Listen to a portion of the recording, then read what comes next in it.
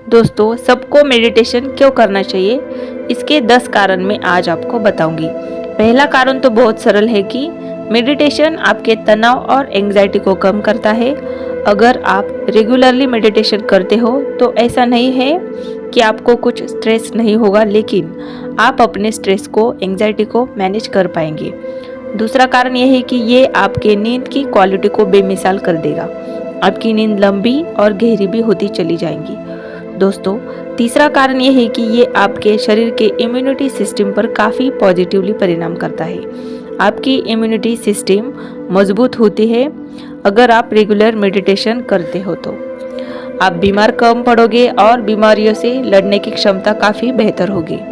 चौथा कारण यह है कि ये आपको कंसंट्रेशन और फोकस बढ़ाने में मदद करता है। आपकी एकाग्रता बढ़ जाएगी। पांचवा कारण यह है कि ये आपकी इमोशन स्टेबिलिटी को बढ़ाता है और आपको अंदरूनी शांति मिलती है।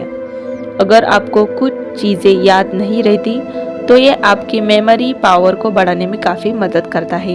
यह है छठा कारण। दोस्तों, सातवां कारण यह है कि ये आपकी सेल्फ अवेयरनेस को बढ़ाता है और आपके बिलीफ सिस्टम को मेडिटेशन मजबूत करता है। दोस्तों, आठवां कारण यह है कि ये आपकी निर्णय क्षमता को बढ़ाता है, आपके डिसीजन पावर को बढ़ाता है। आप बेहतर निर्णय ले पाएंगे, आपके जीवन के प्रति सही निर्णय सूझबूझ के साथ कर पाएंगे। दोस्तों, नौवां कारण यह है कि आपकी प्रोडक्टिविटी और इफ़िशियंसी बढ़ती है। आप दिन भर में जो भी काम करते हैं वो अच्छे क्वालिटी के साथ कर पाएंगे। और 10वां कारण यह है कि आपको जीवन के प्रति रुचि बढ़ेगी और आप हमेशा आनंद में रहोगे। तो दोस्तों, ये है मेडिटेशन के फ़ायदे। लेकिन कई बार हम मेडिटेशन शुरू करते तो है लेकिन उसको कंटिन्यू नहीं कर पाते। तो उसके लिए मैं आपको कुछ टिप्स देना चाहूँगी। फ्रेंड्स, पहली बात यह है कि हमेशा ध्यान रखें कि नो एक्सपेक्टेशन नो कंपैरिजन। मतलब हम सब यूनिक है और आप भी यूनिक हो, तो खुद के लिए किसी से एक्सपेक्टेशन नहीं रखनी है और अपनी तुलना किसी दूसरे के साथ नहीं करनी है। दोस्तों, दुनिया में जो 800 करोड़ लोग हैं वो एक दूसरे से अलग है। इसका मतलब हम यूनिक है, तो हमारा अनुभव, हमारे मेडिटेशन का परिणाम भी अलग अलग ही होगा। तो जब भी आप मेडिटेशन करने के लिए बैठे तो कभी भी ये कल्पना मत कीजिएगा कि ऐसा होगा वैसा होगा, या शायद आपने सुना होगा कि आप हल्का महसूस करेंगे या आप हवा में उड़ जाएंगे, इस तरह की रोशनी दिख जाएंगी। तो ऐसा होने की कल्पना ना करें, क्योंकि आप यूनिक है तो आपका अनुभव भी यूनिक ही होगा।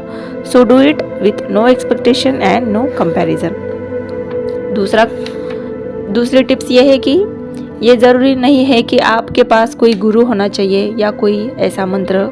मेडिटेशन एक सिंपल प्रोसेस है जिसमें आप अपने साथ कुछ समय बिताते हैं और आप शांति के साथ, आनंद के साथ अपने आप के साथ कुछ पल बिताते हैं। दोस्तों, तीसरी टिप्स ये है कि आप एक अच्छा जेंटल सॉफ्ट म्यूजिक चूज़ कर सकते हैं, जो भी आपको अच्छा लगे उसे सुनने के साथ साथ आप मेडिटेट कर सकते हो।